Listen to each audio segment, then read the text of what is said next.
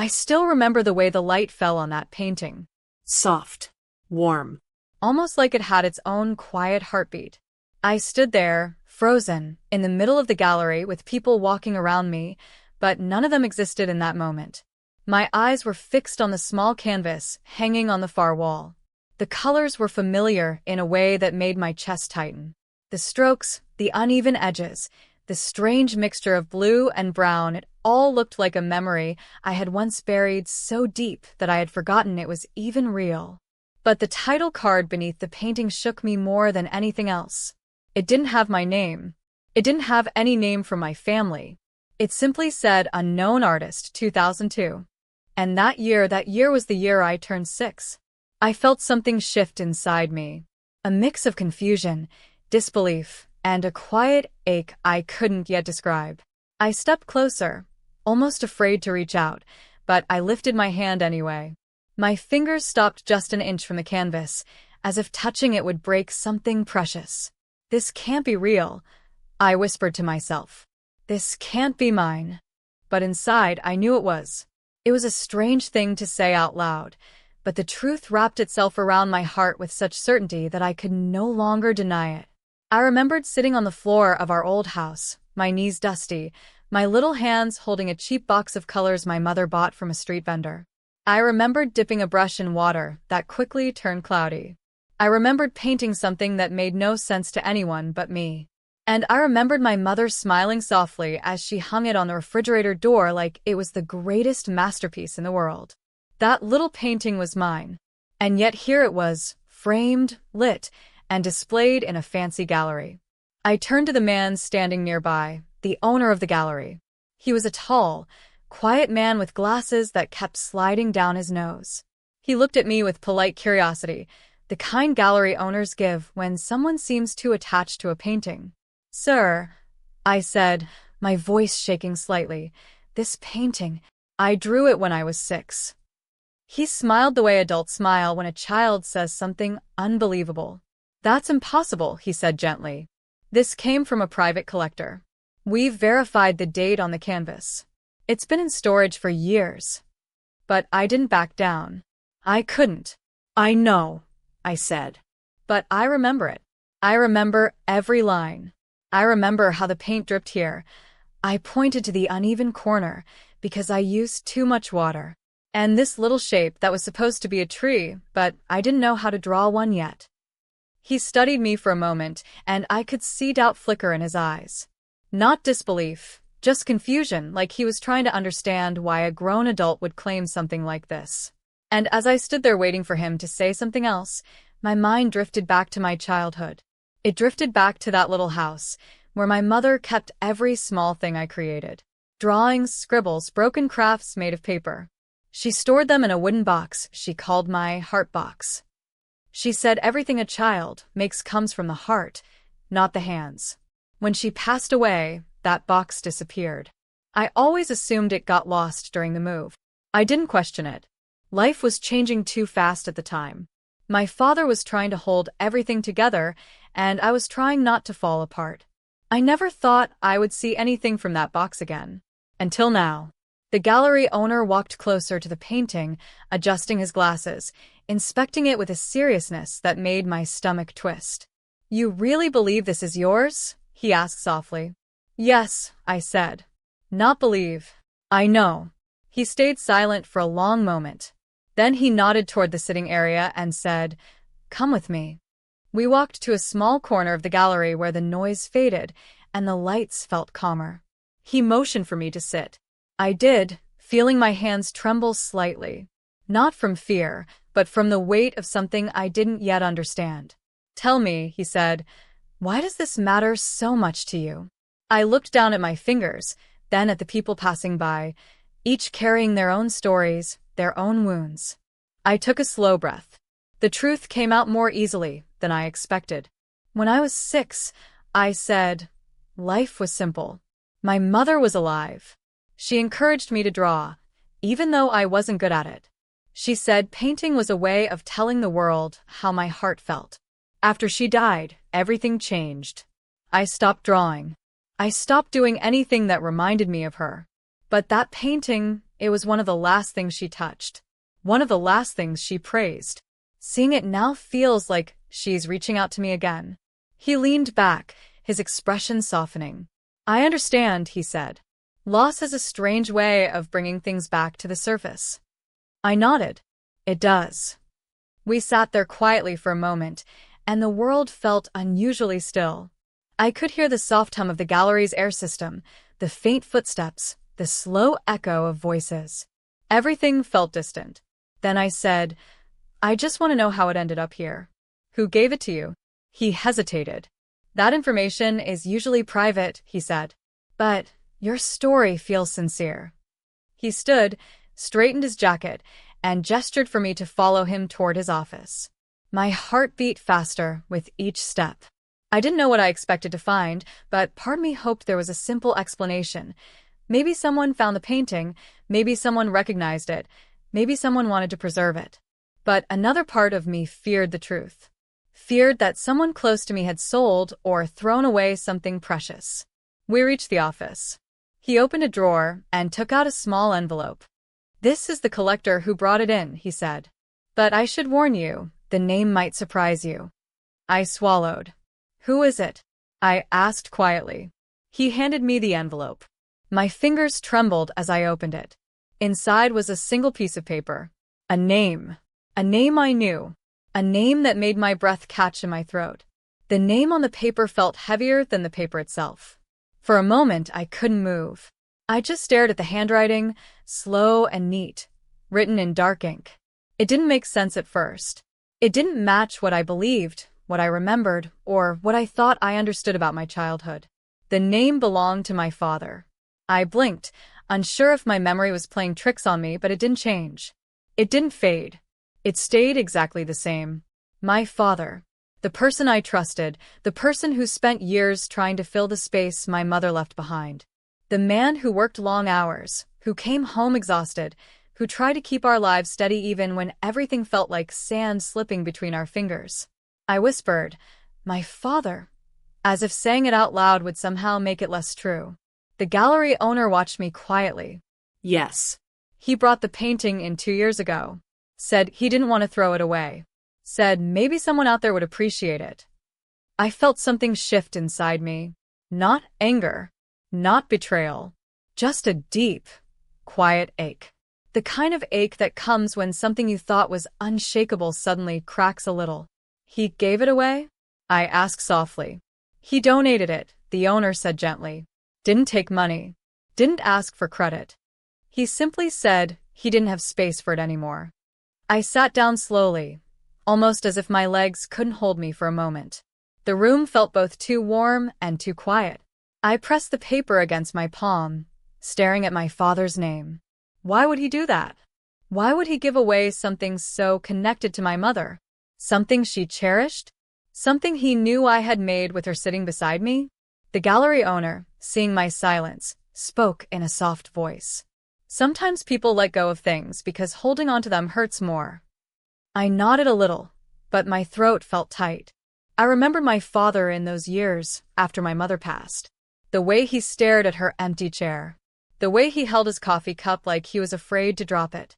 The way he kept everything clean and organized, almost like chaos would swallow him if he didn't. Maybe the painting reminded him too much of a life that was gone. Maybe he wasn't throwing away my memory. Maybe he was protecting himself from pain he didn't know how to carry. Still, the thought stung.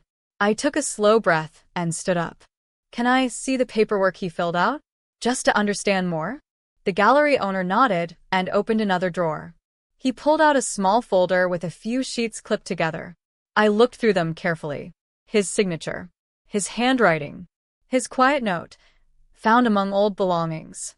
Belonged to my child. Please give it a safe home. I traced the words with my thumb. A safe home. That's what he wrote. Not donate. Not discard. Not sell. Just safe home. The ache in my chest softened a little. The gallery owner watched me with gentle curiosity. Would you like to take the painting with you? The question hit me hard. I didn't expect it. I don't know, I admitted. Part of me wants to. but part of me feels like I shouldn't take it without asking my father why he let it go. That sounds fair, he said. I nodded. I think I should talk to him. He carefully removed the painting from the display wall and held it out to me. I can keep it aside for now. When you're ready, you let me know what you want to do. I looked at the painting again up close. The strokes were small and unsteady. The colors were muddy. But it wasn't just art. It was a piece of childhood. A piece of my mother. A piece of the little version of me who didn't know the world could break. Thank you, I said quietly. The gallery owner gave me a kind smile. You're welcome. I left the gallery slowly, holding the envelope with my father's name. Outside, the evening light was soft, almost golden. People walked past me with their own busy lives, their own quiet stories. The breeze carried a gentle chill, and somewhere in the distance, a street musician was playing a slow tune on a violin. It blended into the moment like a whisper. I walked for a long time. I didn't rush home. I let my thoughts settle, let my heart breathe. I replayed childhood memories in my mind. My mother smiling, my father lifting me onto his shoulders, the three of us sitting on the floor sorting old photographs. We weren't perfect, but we were a family. When I finally reached my father's house, I stood outside the door for a long while. The porch light glowed warmly. It reminded me of the nights when he used to wait up for me if I was late coming home. Even when exhausted, he always kept the light on. I knocked softly. He opened the door, wearing his usual comfortable sweater. His hair had more gray now. His eyes looked tired, but warm the way they always did when he saw me. Hey, he said with a small smile. You're here early. Is everything okay? I nodded, though I wasn't sure. Can we talk? Of course, he said, stepping aside to let me in. The house smelled the same. Clean, mild, quiet. The kind of place where memories linger in the corners and silence feels like an old friend. We sat in the living room. He looked at me with concern, folding his hands. What's on your mind? I placed the envelope on the table. He looked at it, then at me. Dad, I said softly. I went to a gallery today. He waited. I saw the painting I made when I was 6. I watched his face closely. His expression shifted just slightly, like a curtain being pulled back.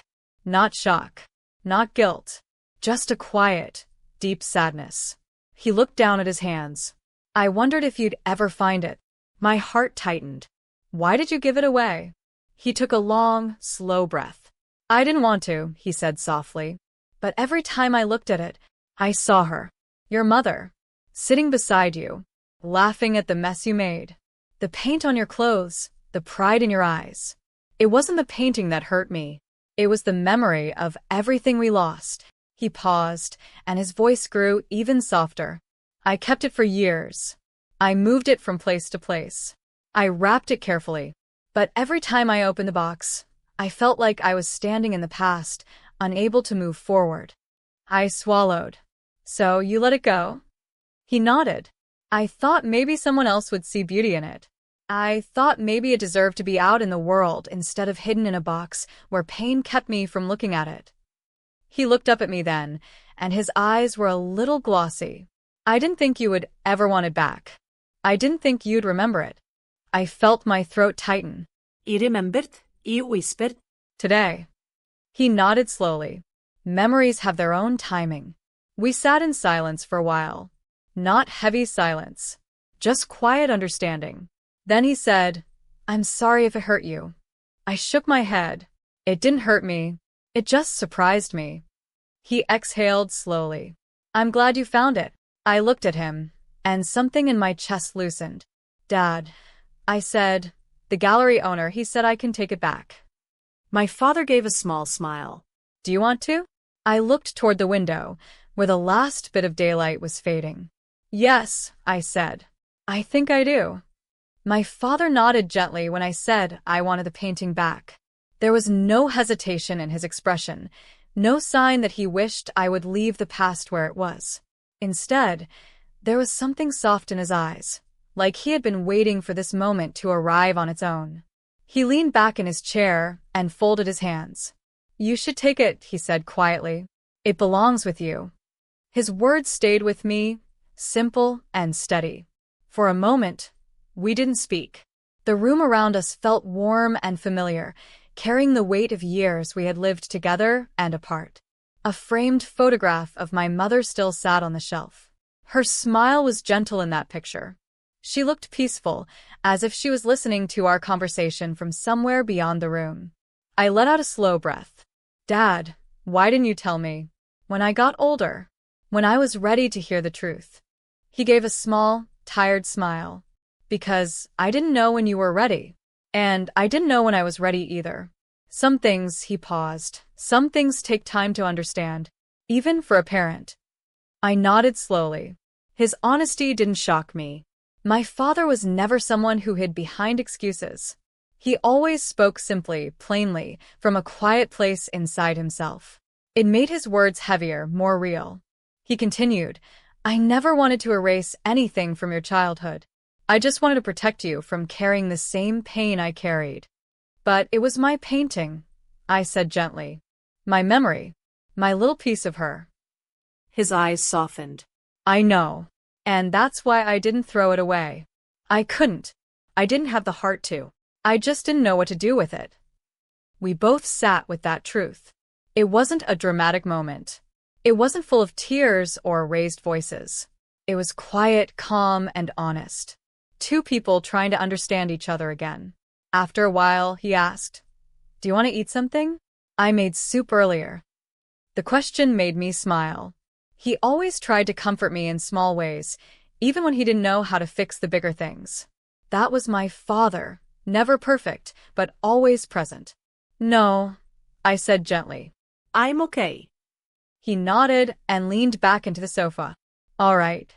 I looked around the living room again. The soft lamp light settled against the walls. The clock ticked softly. Everything felt steady and slow, like time had given us a pause to breathe. Dad, I said after a moment, when Mom used to keep that wooden box, did you ever open it after she passed? He looked down at his hands, rubbing his thumb against his palm. A few times, he admitted. But even that was difficult. Everything inside carried her touch. Her handwriting. Her quiet pride in you. I swallowed gently. I used to think the box disappeared. It didn't, he said quietly. I kept everything. I just didn't know how to share it with you without making you feel the loss again. I felt something warm and fragile inside my chest. For so long, I had carried the idea that I was the only one who felt the emptiness she left behind. But here was my father, quietly holding his own emptiness, quietly carrying things he didn't know how to release. I want to see the box, I whispered. He nodded slowly. I'll bring it. He stood and walked down the hallway to his bedroom. I listened to his footsteps, soft but steady. When he returned, he was carrying the old wooden box I hadn't seen in decades. It looked the same, slightly scratched on the corners, the little metal clasp with a tiny dent. My mother used to say the box wasn't beautiful, but the memories inside were. He placed it in front of me on the coffee table. My fingers hovered over the clasp for a moment. I wasn't afraid. I was just reverent. Like opening it meant stepping back into a room I hadn't visited in a long time. I lifted the clasp slowly and opened the lid. Inside were drawings, little crayon pieces, a dried flower from a school project, a photo of me holding a paintbrush with my mother smiling behind me. I felt my throat tighten, but not painfully. It was a soft ache, a warm ache. My father watched me quietly, respecting the moment without trying to fill it. As I sifted through the items, I found a folded piece of paper. When I opened it, I saw my mother's handwriting. Her soft round letters. He painted today. He said the colors feel like music. I think he sees the world in a way we forget to see it. I closed my eyes for a moment, letting the words sink in. My mother always had a way of seeing magic in simple things. Maybe that's why losing her felt like losing a little light inside the house. When I opened my eyes, my father was looking at the note too. His face held a mix of love and longing. I didn't know she wrote that, he whispered. We sat there for a long time, not saying anything. We just let the memories fill the room. After a while, I closed the box gently. Thank you for keeping it, I said. He nodded once, not trusting his voice. I continued. I want to bring the painting home. I want to keep it with me. Not to stay in the past, but to remember that part of me. That sounds right, he said. I took the box in my hands and stood. I'll go to the gallery tomorrow. And I'll bring the painting back. My father walked me to the door. Before I stepped out, he placed a hand on my shoulder. His touch was warm, steady. You know, he said softly, your mother would be proud of the person you are today. The words settled into me like a soft blanket. Thank you, I whispered. He nodded and let me go. Outside, the night air was cool and gentle. The streetlights cast a soft glow over the quiet road. I walked slowly toward my car, holding the box carefully. When I sat inside, I placed the box on the passenger seat. For a moment, I rested my hand on the lid and closed my eyes. Something in me felt different. Something freed. Something reconnected. The painting wasn't just a picture on a canvas. It was a bridge back to a part of myself I had forgotten. It was a reminder that love doesn't disappear. It waits, quietly, to be remembered. I took a slow breath and started the car. Tomorrow I would return to the gallery. Tomorrow I would carry that little painting home. And somehow, I knew the journey wasn't just about the painting, it was about finding parts of myself I had left behind. The next morning, I woke up earlier than usual. The light coming through my window was soft and gentle, the kind of light that makes everything look calmer than it feels. I sat on the edge of the bed for a while, letting the quiet morning air settle around me. A part of me felt nervous, but not in a heavy way. It was more like standing at the edge of something meaningful and trying to breathe before taking the next step. The wooden box sat on the table near the window. The sunlight touched it lightly, bringing out the old grain patterns in the wood. It looked like something out of a memory, still holding the warmth of childhood inside it. I walked over and ran my hand along the top. It felt smooth, familiar, steady. After getting ready, I placed the box gently inside a tote bag and headed outside. The air was crisp and the streets were quiet. People were just starting their day, some walking dogs, others carrying coffee cups, and I felt strangely connected to all of them, even though none of us spoke. Maybe that's what memories do. They open your heart just a little wider. As I drove to the gallery, I found myself replaying the conversation with my father in my mind. His quiet honesty, his effort to protect both of us, while carrying his own grief, and the feeling I had when I opened the wooden box again. It was like reconnecting with a part of myself I didn't even know I missed. When I reached the gallery, the morning light reflected off the front windows, making it look warm and inviting. I stepped inside, and the familiar scent of old wood and paint greeted me again. The gallery owner stood near the back, adjusting a frame on the wall. When he turned and saw me, he gave a small, kind smile. "You came back," he said warmly. "I did," I replied, walking toward him. "I wanted to talk to you."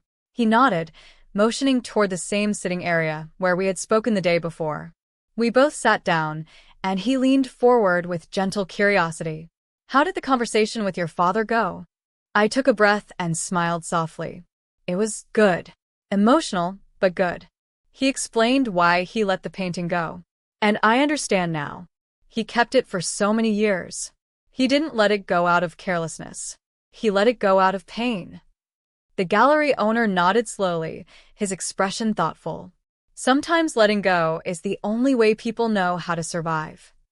"I think you're right," I said. And I don't blame him. I actually feel closer to him now. He smiled. "That's a good thing. Healing often finds us in moments we don't expect." I nodded. Yes. "And now I would like to take the painting home, if that's still okay."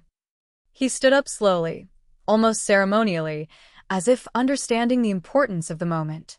"Of course. I kept it safe for you." He walked to his office, and I followed. The painting was propped gently against the wall, covered in a soft cloth. When he lifted the cloth, the familiar strokes and colors greeted me again. I looked at it closely, feeling the same recognition I felt the first time, but now without the confusion. Now it felt like seeing an old friend. "It's yours," he said quietly. "You should take it home." I reached out and held the painting carefully, my fingers resting on the frame. It was small and light, but it carried years of memories and emotions. "Thank you," I said, feeling the sincerity rise from deep inside me. "For listening yesterday, For believing me. and for keeping it safe." He shook his head gently. "It wasn't hard to believe you. Some stories come from a place that can't be faked." I smiled softly, appreciating his kindness. "I'll take good care of it." "I'm sure you will." I wrapped the painting in the cloth again and held it close as I walked out of the gallery. The morning light felt brighter now. The sky seemed wider. I placed the painting carefully on the passenger seat, right beside the wooden box, and drove home with a quiet sense of peace. When I arrived, I carried the painting inside and set it gently on the table. I placed the wooden box next to it. The two things together felt like a bridge between my past and my present, between the little boy who once dipped too much water on his brush and the adult who finally had the courage to reconnect with that version of himself. I sat down and looked at the painting again. The uneven brushstrokes, the odd colors, the little shape that was supposed to be a tree, they all felt honest. There was no skill, no technique, no artistic intent. Just a child trying to express something he didn't yet have words for. I closed my eyes and let myself remember that day. I remembered my mother's hands guiding mine. I remembered her laughter when I accidentally knocked over the cup of water. I remembered the way she said, "Every color tells a story. Don't worry about making it perfect. Just tell your story." When I opened my eyes, I felt a warmth settle in my chest. It wasn't painful. It wasn't heavy. It was gentle, like a hand resting softly on my shoulder. A part of me wished she were here to see me now, but another part of me believed that in some way she already did. As the day went on, I didn't rush to hang the painting. Instead, I let it sit there, giving it time to settle into its new home. I made some tea, sat by the window, and thought about the journey this little piece of art had taken. From my childhood home, to years in a box, to my father's hands, to a gallery wall, and now back to me. Life has a strange way of bringing things full circle. Later that evening, I called my father. "Dad," I said when he picked up, "I brought the painting home." He was quiet for a moment. Then he said, "Good. That makes me happy." "I think Mom would have liked that too," I added. He let out a gentle breath. Yes. "She would." There was a pause, not uncomfortable, just thoughtful. "Dad," I continued, "I still have the wooden box. I want to go through it slowly. Maybe we can go through it together sometime." His voice softened. "I'd like that." "Maybe next week?" "Yes," he said, "next week." When the call ended, I looked at the painting again. It felt like a quiet reminder that healing doesn't always come loudly. Sometimes it comes in soft colors, small canvases, and unexpected rediscoveries. Sometimes it comes from remembering who we were before life changed. Sometimes it comes from forgiving ourselves for forgetting. And sometimes it comes from understanding that love doesn't disappear. It just waits, patiently, for us to find our way back. That night, after my father and I ended our call, the house felt unusually quiet. Not the empty kind of quiet, but the gentle kind. The kind that lets your mind breathe a little. I walked over to the table where the painting rested beside the wooden box. For a moment, I just stood there, taking in the sight of them together. It felt like seeing two missing pieces finally sitting side by side again. I pulled out a chair and sat down. The light above me cast a warm glow over the canvas, and the old brushstrokes seemed to come alive in a soft, familiar way. I reached out and traced the edge of the frame with my fingertip. It wasn't perfect. It wasn't remarkable in a gallery sense, but it was honest.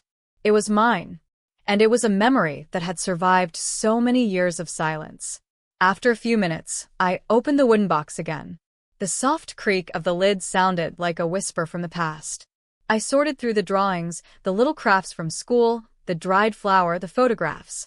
Each piece carried a small part of my childhood, like tiny windows into moments I had almost forgotten. I found a small note tucked between two drawings. I hadn't seen it earlier. When I unfolded it, I saw my mother's handwriting again. The ink was faded slightly, but her words were clear. One day he'll grow up, and I hope he remembers that the world is still full of color. I read the sentence a few times, letting the meaning settle deep inside me. She wrote that when I was 6. She had no way of knowing how true her hope would become, or how much I would need to read those words so many years later. I closed the note gently and held it against my chest for a moment. Then I placed it back inside the box, as carefully as if I were placing something alive. Later, I picked up the painting again and carried it to the living room wall.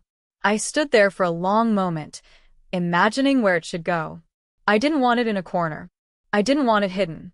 I wanted it somewhere visible, somewhere it could remind me every day of where I came from and who I once was. I hung it above the small table near the window. The frame clicked gently into place, and when I stepped back, the painting seemed to settle into the space, as if it had been waiting for that very wall. I stood there in silence, letting the moment wrap around me. And then, almost without planning it, I softly whispered, "Mom, I remember." The words weren't loud. They didn't echo. They were just a quiet acknowledgement, an acceptance that I had finally found something inside myself that I didn't know I had lost. The next morning, I woke with a sense of clarity. Not the kind that comes from suddenly understanding everything, but the kind that comes from taking one small, honest step in the right direction. I went to the kitchen, made coffee, and glanced at the painting as the sunlight slowly filled the room. The colors in the painting, those odd mixes and uneven strokes, looked softer in the morning light. Almost like they were telling a story I was finally ready to hear again. As I sipped my coffee, I thought about how strange life can be. How something so small, something made by a child with paint-smeared fingers, could travel through the years and come back carrying so much meaning. Later that afternoon, my father called again. "Did you hang it?" he asked in his gentle voice. "I did," I said. "It looks right, like it belongs."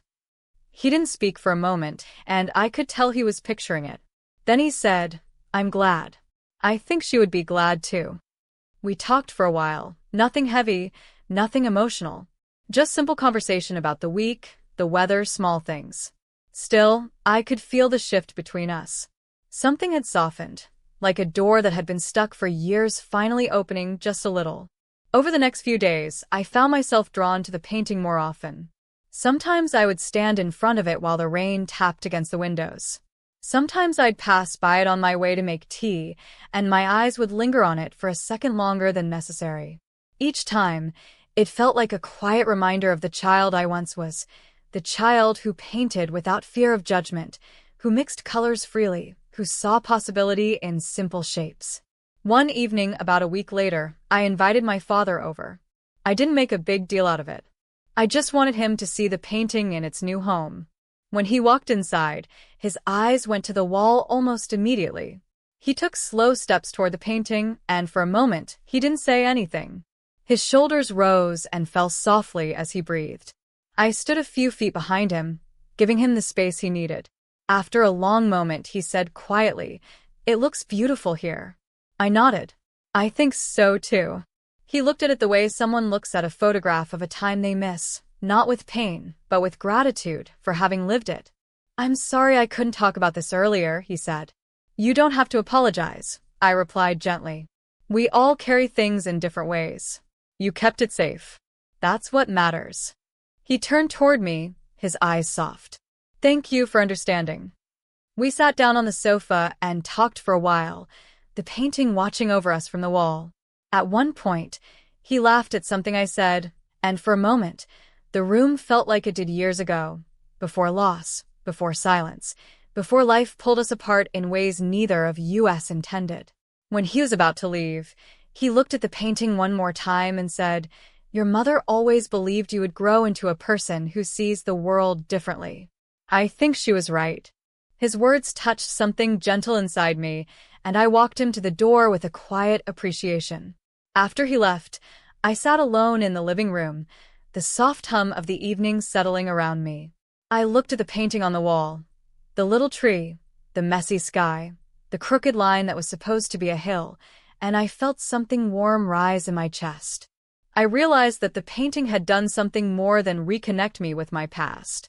It had created a space for healing, a space for understanding between my father and me, a space where my mother's memory didn't feel lost or buried. It felt alive in the smallest, simplest ways. And in that quiet moment, I understood something important. Healing doesn't always arrive loudly. Sometimes it comes in soft colors and old canvases. Sometimes it comes in the form of a memory returning home. Sometimes it simply waits for us to open a door we didn't know was locked. As I turned off the lights and the room faded into darkness, I felt a calmness I hadn't felt in years. The kind that stays with you, steady and warm. And I whispered to myself one last time before bed, some things find their way back when the heart is ready.